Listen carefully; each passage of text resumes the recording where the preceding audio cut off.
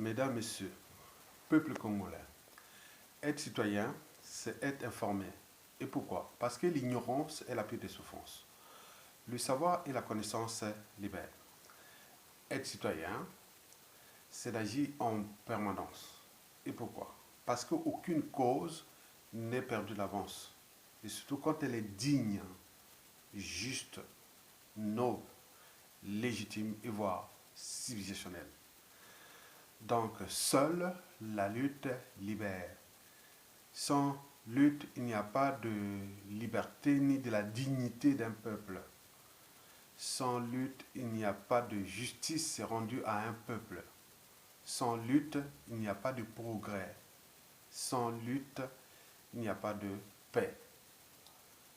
Mesdames, Messieurs, peuple congolais, le dictateur Denis Sassou Nguesso n'avait-il pas que de concurrents à sa taille avant que le coronavirus puisse relever le défi? Mesdames, Messieurs, peuple congolais, le coronavirus fait fuir le dictateur Denis Sassou Nguesso de Brazzaville à Oyo, son village natal. En effet, le dictateur Sassou Nguesso est aux abonnés absents. Depuis sa dernière apparition à Oyo, juste après la célébration multi-annuelle ou pluriannuelle de son culte officiel aux morts de sa famille biologique et la tenue d'une énième réunioniste sur la crise libyenne, toujours dans son fief villageois. Mesdames, Messieurs, peuple congolais, Sassou Nguesso Denis est terrassé par le coronavirus. Les experts sont tous d'accord que si Sassou Nguesso, à ses 78 ou 80 ans, peut encore terrasser les politiciens sans défense et le peuple désarmé, il n'aura aucune chance de l'emporter contre ce virus. Denrée toxique importée récemment né au pays de son plus grand créancier, la Chine, et qui vient de lui ravir la vedette dans toutes les nouvelles et discussions au Congo comme à l'étranger. Mesdames, Messieurs, peuple congolais.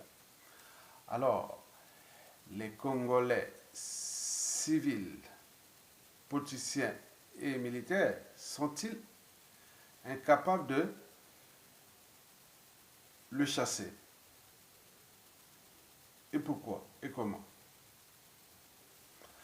La réponse est peut-être venue du côté d'un compatriote au nom de Alain Alistin, qui, en réaction de certains internautes congolais qui, à ses yeux, sont malheureusement entraînés et conditionnés à laisser Sassou Nguesso briser leur vie, surendetter leur pays pour rien, ruiner et détruire leur pays pour rien. Alain, à l'instant, a écrit ceci, je cite, Brazza News. J'ai comme l'impression que tous ceux qui sont nés après la conférence nationale de 1991 ou sous le règne de Sassou Nguesso sont très idiots. Tellement attirés par la vie facile, la majorité a un quotient intellectuel très bas, dépourvu de capacité de réflexion et très manipulable. Et j'ajouterai d'ailleurs qu'ils sont devenus des indigènes et des esclaves à part entière de Denis Sassou Nguesso et de sa famille. Car parmi les vertus de l'indigène et de l'esclave figure 1. L'ignorance, qui est d'ailleurs la pire des souffrances. Mesdames, Messieurs, peuple congolais, quand j'essaie, malgré tout, d'élever leur niveau de raisonnement, et là, des insultes en pleuvent, jeunes, adultes et vieux, on se dit qu'il y a quelque chose qui ne va pas dans la ressource universelle de l'individu, c'est-à-dire les cerveaux. Le cerveau des Congolais a-t-il été abîmé par les 35 ans de la dictature liberticide, antidémocratique, antisociale, criminogène, immorale, dissolue et voire confiscatoire de l'État congolais comme les propriétés privées et de la France-Afrique comme les compagnies d'assurance. Mesdames, Messieurs, peuple congolais, ces gens qui préfèrent respecter les bourreaux du peuple que leurs victimes, et Jean-Paul Sartre d'ailleurs, paix à son âme, deviendrait fou. Et pourquoi? Parce qu'il avait pourtant dit ceci en son temps, cette pensée qui est devenue universelle. Je cite, « Je hais les victimes qui respectent leurs bourreaux. » Fin de citation. Mesdames, Messieurs, peuple congolais, les Congolais sont incapables de déboulonner leurs bourreaux. Le dictateur Sassou Nguesso, parce qu'il le respecte, ce qu'on appelle le syndrome de Stockholm. Et ce n'est pas tout. Les Congolais sont pris comme dans le fait spectateur. Le fait spectateur est un phénomène psychosocial, des situations d'urgence dans lesquelles le comportement d'un individu est inhibé par la simple présence de plus de 3 personnes sur les lieux. En effet, la possibilité de secourir une personne en détresse est alors plus élevée lorsque l'intervenant se trouve seul que lorsqu'il se trouve en présence d'une ou de plusieurs personnes. En d'autres termes, par exemple, si vous êtes en situation en train de vous agresser, que vous êtes quelqu'un vous agresse et vous êtes en présence d'un témoin, un témoin, il n'est que seul, il est sûr et certain qu'il viendra en aide, il viendra en aide à vous. Mais par contre, quand ils sont 2, 3 ou 4 plus, on ne sait pas qui va se décider. Et donc, il se demande, mais il cherche le courage. Ok, quand vous êtes seul, hein, quelqu'un est en train de vous agresser ou quelque chose qui va arriver, d'une injustice, bon, quand vous êtes en présence d'un témoin, il est tout seul, bon, ben, il peut agir. Mais par contre, quand il y a 2, 3, 4, 5, on ne sait plus, qui va décider avant l'autre, et donc c'est le fait spectateur. Et donc, on a remarqué que c'est vraiment étudié en psychologie, hein, c'est universel, hein, et c'est ça, vous allez voir. Bon. Dans le cas des Congolais, face à Denis Sassou Nguesso, oui, c'est un cas d'école. Le cas des Congolais face à Sassou Nguesso est un cas d'école. Et qui peut chasser Sassou Nguesso ou le déboulonner en ce moment? Le peuple, les politiciens, les militaires, la France-Afrique. Il y a donc là plusieurs intervenants. D'où le fait spectateur constaté dans ce pays. Donc aucun intervenant ne peut prendre ses responsabilités à le chasser. D'où les statu quo, l'immobilisation, le peuple aux arrêts et le pays également. Le coronavirus n'a pas, par ailleurs, de fait spectateur. D'où l'inquiétude et la peur de Denis Sassou Nguesso du coronavirus. Parce que celui-ci risque de terrasser non seulement son régime, mais également sa tyrannie liberticide, antisociale, criminogène, immorale, dissolue et confiscatoire d'ailleurs d'un pays ou du bien commun.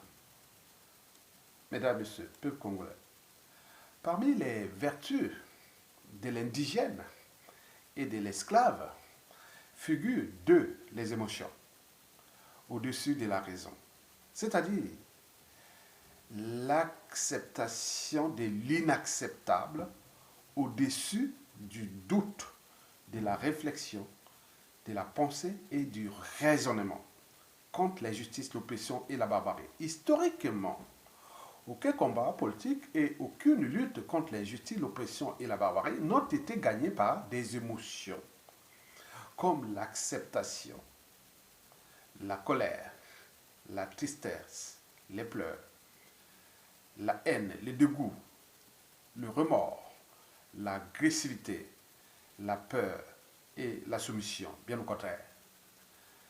Ces combats n'ont été gagnés que par la raison. La raison de douter, la raison de réfléchir, la raison de penser, la raison de se suturer, de s'organiser et de se défendre ou d'agir collectivement, tant au niveau civil, politique et militaire. Par conséquent, tant que les émotions primeront sur la conscience des Congolais, la conscience a un caractère volontaire.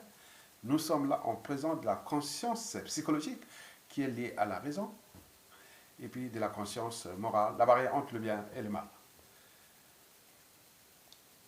Mesdames et messieurs, peuple congolais, il faut se dire que tant que les émotions primeront sur la conscience des Congolais, Denis Sassou Nguesso aura encore quelques beaux jours à briser davantage des vies des Congolais, surendetter leur pays, le ruiner et le détruire en toute impunité. Il aura encore quelques jours à humilier, brimer, se moquer, déclasser, en abuser, emprisonner, assassiner, empoisonner, même ses serviteurs et ses faux opposants. Mesdames et messieurs, peuple congolais, parmi les vertus de l'indigène et de l'esclave, figure-toi la peur au-dessus du courage, d'oser dire non et d'agir individuellement et collectivement contre l'inacceptable, l'intolérable et l'indignité nationale. En son temps, Nelson Mandela l'avait pourtant dit que j'ai appris que le courage n'est pas l'absence de peur, mais la capacité de la vaincre. Je répète, le courage n'est pas l'absence de peur, mais la capacité de la vaincre, disait Mandela. Vous savez, la peur est une émotion. Elle a un caractère involontaire et non volontaire, comme l'est la raison. La peur est une réaction à un danger. Chez les animaux, la peur face à un danger est instinctive. Chez les animaux, la peur face à un danger est instinctive. Réflexe, inné. L'animal choisit soit la fuite ou l'attaque. Chez nous, humains, la peur n'est pas seulement réflexe ou instinctive, parfois. Elle est à la fois subconsciente, c'est-à-dire émotionnelle, et consciente, c'est-à-dire raisonnable. Exemple. Vous êtes dans une situation d'agression, ça peut être un proche ou n'importe qui. Vous allez peut-être esquiver ou parfois vous pouvez fuir, parfois vous pouvez essayer de dire non mais quoi, pourquoi tu fais ça? Déjà le fait de se questionner comme ça, c'est déjà le douter. Donc je réfléchis, quoi, que tu vois. Donc dans la mémoire, dans votre mémoire, si vous avez la mémoire que cette personne n'était pas quelqu'un de psychopathe, sociopathe, ou fou, folle, ou tout compagnie, bon, ben, vous allez dire non, mais pourquoi tu fais ça? Pourquoi tu fais? Vous allez vous se questionner. Déjà, ok, se questionner, c'est déjà douter. Donc, en doutant, bon, vous pouvez à tout instant choisir soit la fuite ou la défense ou se défendre. On est d'accord? Ou même rentrer dans une forme de philosophie ou de sagesse et autres à tous les moyens pour même raisonner l'agresseur. Parce que pour raisonner, pourquoi? Parce que vous doutez. Donc, or, si je doute, donc je pense. Si je pense, donc je suis humain. L'humain pense. Chez l'animal, c'est l'instinct. L'instinct commande, l'animal obéit. L'animal est l'incarnation d'une totale servitude à la nature. Donc on ne peut parler d'un être humain que pour un être qui s'est affranchi du déterminisme naturel. Donc il n'est pas que dans l'instinct. Il a l'émotion et la raison. Au moins j'ai un cerveau. Je peux donc réfléchir, penser, se structurer, s'organiser et d'agir devant une situation qu'elle soit. C'est le cas des peuples européens, appelés peuples libres et dignes. D'autres anthropologues les appellent d'ailleurs des peuples de buffles ou de lions. Et pourquoi? À la différence des peuples opprimés, indigènes ou esclaves, comme nos peuples, hein, nous au Congo, on fait partie des peuples opprimés, indigènes et esclaves. Chez les peuples libres, dignes ou de buffles et des lions, entre parenthèses, hein, vous voyez, entre les moutons et les gnous, les zèbres, quand ils sont attaqués par les lions, souvent, ils disent à qui les tout? Or que les buffles, quand ils sont attaqués par les lions, et ils s'indignent, hein, genre de qu'est-ce qui s'est passé, après ils se situent, après ils agissent, et souvent il y a la caste des deux côtés. Et c'est ça que je veux faire la différence entre nous et ces peuples d'Occident. Et donc, chez les peuples d'Occident ou le peuple libre européen, qu'on peut le dire, il faut aller sur ce qui a marché ailleurs. Hein, donc, je vois, moi je suis ici depuis des années, moi je sais que ça marche ici. Et donc, pour se dire que, à la différence des peuples européens, qui sont des peuples libres et dignes, des peuples de lion, quand il arrive une situation, quelle qu'elle soit, il s'indigne d'abord. C'est une émotion. L'émotion est humaine. Par exemple, quand on arrive à une situation, pourquoi on se soumet, pourquoi on est en colère, pourquoi on pleure, pourquoi voilà, c'est une émotion. Or que la vie n'est pas qu'une émotion. Il y a aussi sentiment et raisonnement et au-dessus. On nous a pas placé le plus gros cerveau au-dessus là pour rien. Non. Dans la vie, quand vous avez tout perdu ou gagné, il vous restera toujours une seule ressource, le cerveau.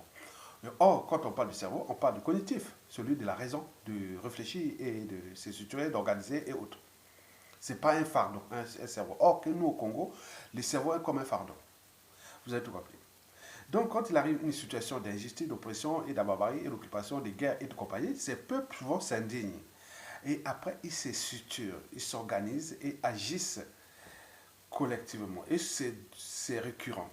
Depuis, par exemple, depuis l'Empire grec, 300 ans avant Jésus-Christ, en passant par Jésus-Christ, puis l'Empire romain, entre le 1er siècle et le 5e siècle, en passant par l'Antiquité, du 5e siècle au 9e siècle, le Moyen-Âge européen, du 9e siècle au 14e siècle, puis la découverte des Amériques, et la Renaissance du 14e au 17e siècle à peu près, et puis la révolution industrielle au siècle des Lumières, la pensée, oui, c'est la pensée qu'est née la révolution industrielle, avec toutes ses conséquences positives que nous connaissons aujourd'hui. Puis arrivé le 19e siècle, hein, là d'abord la révolution française de la fin du 18e siècle, il est arrivé la révolution russe début du 20e siècle, il y a eu l'affaire du mur de Berlin, aujourd'hui nous sommes au coronavirus, et voilà. Donc, quand il arrive une situation, il s'est dit, après, ils cherchent la solution, et dès qu'ils ont trouvé la solution, ils ne s'arrêtent pas là, ils se cherchent pourquoi, qu'est-ce qui n'a pas marché, pourquoi on est arrivé là. Donc, on ne lâche pas. Que ce soit accident de voiture, un avion qui tombe, ou tout ce qui arrive de situation, tant qu'on ne trouve pas les causes, pour lesquels on est arrivé là et on ne laisse pas. Mais on cherche toujours avec. Mais nous, par émotion, bon ben, émotion est passée, bon, on a pleuré, bon ben, après on oublie. Ce soit fait le coup d'État constitutionnel de 2015, bon ben, bon, au bout d'à côté, bon ben, il vient un hold-up électoral, il emprisonne le président élu en prison, et il est tranquille, et au bout, on se dit, et indignation, émotion, bon ben, après il va faire la terroriste d'État dans le pool, bon, il continue. Et il est en train de dérouler, il est aux abois, au bout de sous, au bout du rouleau, mais il est là, toujours là. Vous avez tout compris? Contrairement à d'autres peuples. Mesdames, Messieurs, peuple congolais, nous, par émotion, vous voyez, quand il arrive une situation, on va toujours à l'émotion, parce que l'émotion, regardez bien, parmi les émotions, le centre des émotions, hein, le cerveau des émotions est lié au cerveau de la mémoire. Il y a la mémoire courte ou longue. Donc la mémoire, il y a les bonnes mémoires et les mauvaises mémoires. Par exemple, nous, comme les émotions sont au-dessus de la raison, donc on a beaucoup d'émotions, par exemple la colère, la peur, la tristesse, la soumission, tout. Donc on a les mauvais souvenirs de Sassou Nguesso, puisque cette émotion crée des mauvais souvenirs, est liée avec les mauvais souvenirs. Dès qu'on voit Sassou Nguesso dans notre cerveau, ça donne des mauvaises émotions, des mauvais souvenirs de ce monsieur. Et donc, comme les émotions sont au-dessus de la raison, on ne peut pas transcender. Or, il nous envoie des émotions, au lieu de répondre par le raisonnement, c'est-à-dire se structurer et autres, s'organiser et agir, mais on reste sur les émotions, c'est-à-dire l'acceptation de l'acceptable, la soumission, la peur, la colère, la tristesse et tout comme ça. Et ça ne s'arrête pas. Et donc, avec ce peuple-là, bon, ben, ça soupe est parti, mais d'autres, quand il peut prendre du pouvoir, il peut faire la même chose.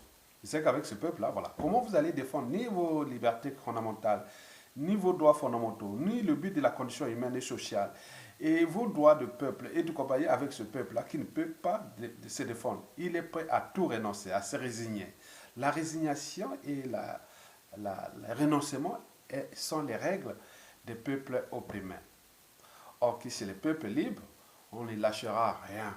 On n'est pas des esclaves, on n'est pas des indigènes. On ne lâchera rien. On va jusqu'au bout, on se structure, on s'organise. Tiens, la solution est trouvée. Je vous dis que, d'après des indicateurs anthropologiques et des données d'autres experts, il dit que Sassou, c'est du pain béni pour un peuple structuré organisé. C'est du pain béni. Sassou peut tomber à tout instant. Mais là, on est là en train de... C'est terrible. Il est aux abois, il est devant le mur comme ça. Il ne peut plus. Mais nous, on est là en train de s'aligner. On ne peut pas. C'est du pain béni pour des peuples structurés organisés, ou des peuples de lions, ou des buffles, ou autres. C'est vraiment du pain béni. Mais comme ils sont présents d'un peuple de moutons, peu plus ou moins intelligent, peu structuré, moins organisé, puis encore n'est pas courageux, c'est des lâches heureux, des jusseurs, des naïfs chroniques et des passifs chroniques. Bon, quand vous êtes en présence d'une génétique particulière comme celle de Sassou Nguesso, qui a les champs de détails, hein, et qui il sait bien qu'il est en présence des moutons, et donc voilà. Donc celui qui gère la peur d'un peuple est susceptible de le rendre esclave, comme le fait Sassou Nguesso. Parce que s'il suffisait d'obéir à un tyran comme Sassou Nguesso pour être libre, digne et autre, est-ce que les sujets d'une tyrannie comme nous les Congolais, on connaît la liberté, la dignité, le but de la condition humaine? Allez-vous voir du côté des généraux Mokoko, Kumbis Alissa, et les Paulé Makaya et tout, c'est le peuple congolais. Vous allez voir que ça se vous rendait indigène, esclave. Donc par conséquent, bon, si vous ne prenez pas responsabilité, historiquement, on va partir, il était quelqu'un qui était venu rendre les Congolais les esclaves. Ça, c'est... Je vous vois là-bas au pays, vous êtes des esclaves. Et d'autres esclaves sont en conscience réfractaire parce qu'ils viennent s'attaquer ceux qui luttent pour les libérer. Vous avez vu des insultes sur nous qui viennent faire carrément de nos étudiants. Donc, vous êtes compris. Mesdames, Messieurs, peuple congolais. Donc, celui qui contrôle la peur d'un peuple peut le soumettre à volonté. Et c'est ce qui fait Sassou Nguesso. Et après lui, combien d'autres profils de type Sassou Nguesso? C'est tout le questionnement. Mesdames, Messieurs, peuple congolais. Parmi les vertus de l'indigène et de l'esclave figurent 4. Au 4e position, l'obéissance et la soumission, qui priment sur la désobéissance, la résistance et la révolte contre l'injustice, l'oppression et la barbarie. Donc vous avez l'obéissance et la soumission à tout ordre, même injuste, à tout pouvoir, même injuste, illégal et illégitime.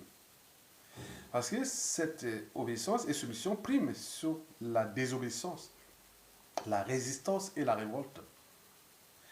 Et d'ailleurs, Che Guevara l'avait pourtant dit ceci, je cite, ça ne sert à rien de glander si tu n'es pas capable de désobéir, de résister et enfin d'agir ou de se révolter ou de se rebeller. Ça ne sert à rien de glander si tu n'es pas capable de te rebeller ou de te révolter. En effet, la désobéissance, la résistance et la révolte, voilà les trois vertus du citoyen d'un peuple ou d'une nation libre. Mesdames et messieurs, peuple congolais. Parmi les vertus de l'indigène et de l'esclave, figure 5. Sa conscience réfractaire à l'égard des citoyens congolais. Parmi les vertus de l'indigène et de l'esclave congolais, figure 5e position et dernière position, sa conscience réfractaire à l'égard des citoyens congolais. Parmi les caractéristiques de la conscience réfractaire, propre aux indigènes et aux esclaves, figure 1. Le refus d'élever la raison au-dessus de ses émotions. Parmi les caractéristiques de la conscience réfractaire propre aux indigènes et aux esclaves, figure 2. Le refus d'apprendre et de comprendre les notions les plus insignifiantes de l'humain, de l'individu, du citoyen et du peuple. Je vous ai fait d'ailleurs une des vidéos comment se caractérise l'humain, l'individu, les citoyens et le peuple. Mesdames et messieurs, peuple congolais. Il n'y a que 2 catégories d'individus dans un pays. Retenez bien, il n'y a que 2 catégories majeures d'individus dans un pays. La première catégorie est celle composée d'individus qui osent dire non, c'est-à-dire désobéir, résister et se révolter contre l'injustice, l'oppression et la barbarie. La deuxième catégorie est celle composée d'individus qui ne l'osent pas. Quand ceux qui ne l'osent pas dépassent en nombre considérable ceux qui l'osent, le pays est fauché. C'est le cas du Congo-Brazzaville. Et personne ne pourra le nier que pour des raisons et des arguments précités, toutes générations confondues, des années 1960 à nos jours, nous sommes dans la signification des peuples de moutons, plus ou moins intelligents, peu structurés, moins organisés, pire encore, on n'est pas courageux, on est des lâches, des peureux, des naïfs et des passifs atypiques, en fonction de notre génétique culturelle bantou, génétique et des cultures bantou, et de ce que nous avons vu au niveau politique, civil et militaire, on le voit. Il n'y a pas d'amalgame et de polémique là, sinon ça cesserait. Mesdames, Messieurs, peuple congolais. Plusieurs anthropologues et observateurs de la vie politique congolaise font le même constat, que malgré les conditions de vie sociale et humaine intolérables, insupportables et indignes, paradoxalement, le peuple congolais ne menace pas le dictateur Sassou Nguesso, sinon ça cesserait. Certains se moquent même d'ailleurs de nous en disant il faut les rapporter 1%, soit des manifestants algériens, 1% des manifestants sud-coréens ou 1% des manifestants de Burkina Faso ou 1% des manifestants du Soudan. Donc, on donne des exemples comme ça. Donc, il faut aller sur les médias et les réseaux sociaux. Vous allez voir comment les Africains, ou même les Européens et les autres, ils se moquent de nous. Parce que le Congo, c'est du pain béni pour un peuple structuré organisé. Au niveau civil, politique et militaire. Mais là, ça se joue là. Et donc, vous savez que indicateur n'a pas de concurrent à sa taille tant que le peuple ne relève pas le défi. Les défis, il y en a deux types de défis. Il y a la désobéissance civile ou la révolte. Commençons déjà par la désobéissance civile. Elle est pacifique. Vous avez par exemple pu voir le cas de la Corée du Sud, où la présidente avait fait des magouilles pour moins de 10 millions de dollars. Bon, mais nous, ce serait, voilà, c'est 0,000% de ce qui soit fait. Et donc, les Coréens, dès le mois d'octobre 2016, nous venons de choper le hold-up électoral. Et on était là en pleine guerre du pôle, terroriste d'État dans le pôle. Mais les Coréens du Sud, d'octobre 2016 jusqu'en février à peu près 2017, 5 mois dans le froid. Vous savez qu'en Corée du Sud, là, pendant l'hiver, il fait froid. C'est plus froid que les hivers en Europe du Sud ici. Par exemple, le cas de la France, l'Italie, oui. Bon, nous, il fait froid peut-être dans les pays scandinaves, là-bas, un peu, et l'Europe de l'Est. Mais là-bas, en Asie, pendant l'hiver, il fait vraiment froid. Et donc, les Coréens du Sud étaient restés dans le froid. Les jeunes Coréens sont restés dans le froid en désobéissance civile pendant 5 mois à se suturer, s'organiser. Et donc, la présidente n'en pouvait plus. Il a vu tous les stratagèmes, il a voulu se montrer que je suis aimé à l'international, je vous aime. Il a fait tout ce que les pouvoir faire. Comme ça se fait la diversion, la manipulation, il fait faire ça. Donc, ça, c'était le problème. Donc, ils sont restés attendre jusqu'au 5e mois, en février 2017, elle a cédé. Donc, elle ne pouvait plus. En raison de sa conscience, oui. Il a une conscience, qui est conscient. Or, Sassou Nguesso, c'est quelqu'un qui est sans âme ni conscience, sans foi ni loi. Mais là, il y a quand même des gens à conscience. Il a dit, ça y est, bon, la pression est telle que, bon, ben, j'ai démissionné. Mais elle avait tenu, cette femme a tenu pendant 5 mois. Et après, bon, ben, on l'a arrêtée, bon, ben, elle est condamnée à 24 ans de prison. Donc, elle pourra demander une libération conditionnelle aux environs de 2030.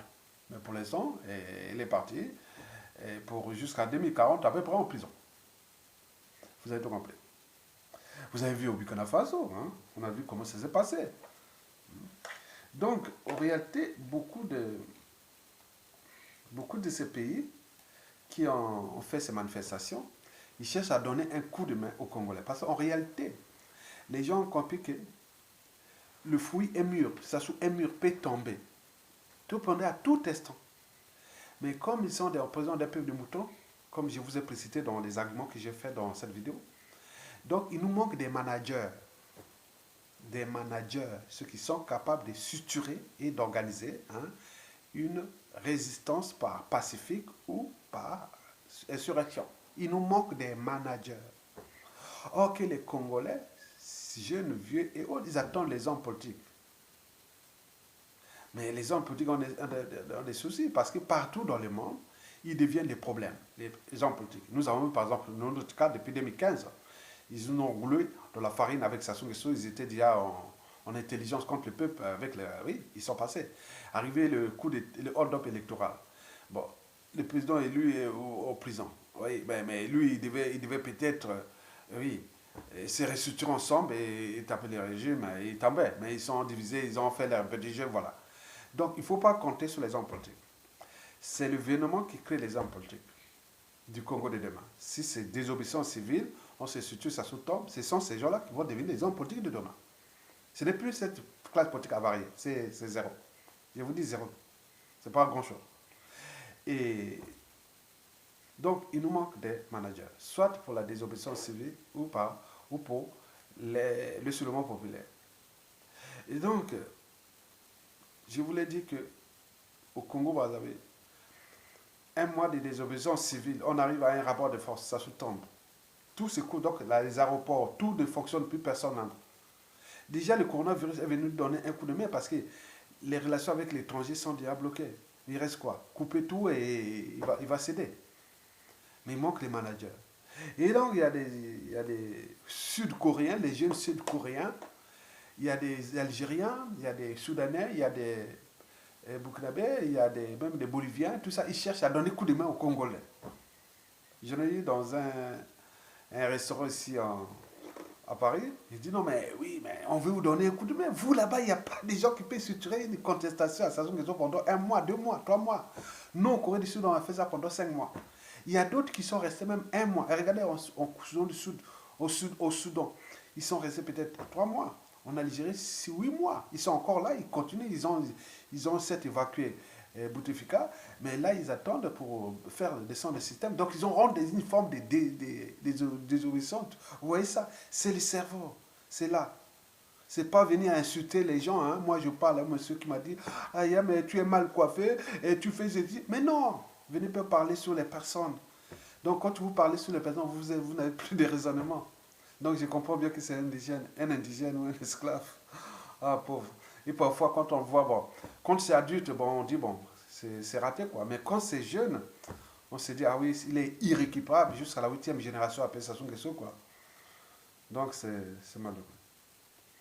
Donc, il nous faut des managers, ceux qui ont le courage d'agiter leurs neurones et d'en suturer, de bloquer Brazzaville et Pointe-Noire. Ça se tombe, au lieu d'attendre. Donc, tant que nous ne réfléchissons pas sur le problème du management structurel, organisationnel, et pour que ça s'inquiète, bon, c'est le coronavirus qui est en train de faire son travail là, mesdames et messieurs, peuple congolais.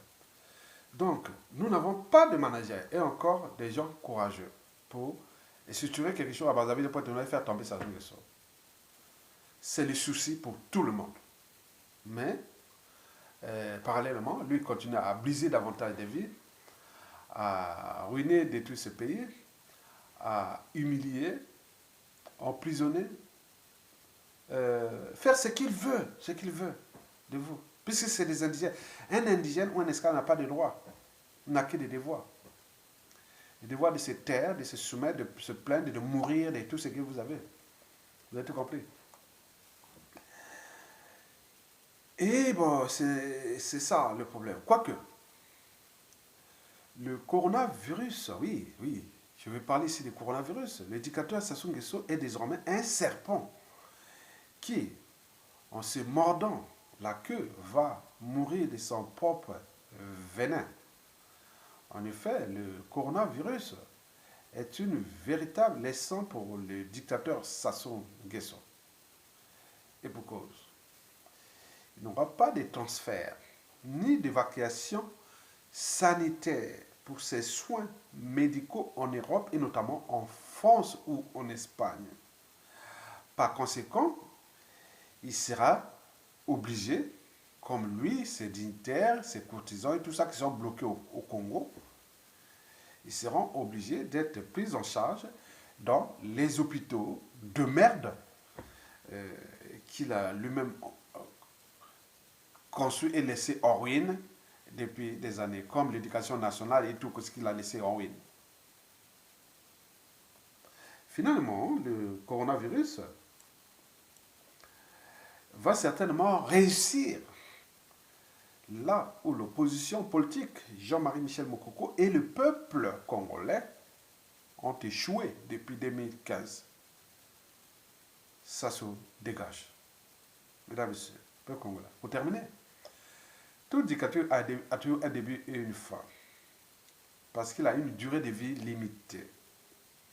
Sassou Nguesso va tomber. Mais ça dépend des conditions dans lesquelles va se tomber. Si c'est le coronavirus qui le fait tomber, mais ça sera quand même une lâcheté pour nous. Si ça reste par les négociations, ça sera une lâcheté pour nous. Mais au final, vous, peuple congolais, vous n'aurez aucune légitimité de peuple autre. Donc tout ce qui viendra, il faudra se calmer. Parce que vous n'avez pas pris votre responsabilité de peuple. Les autres vont vous utiliser et vous serez comme des peuples esclaves. Mesdames, Messieurs, je vous remercie.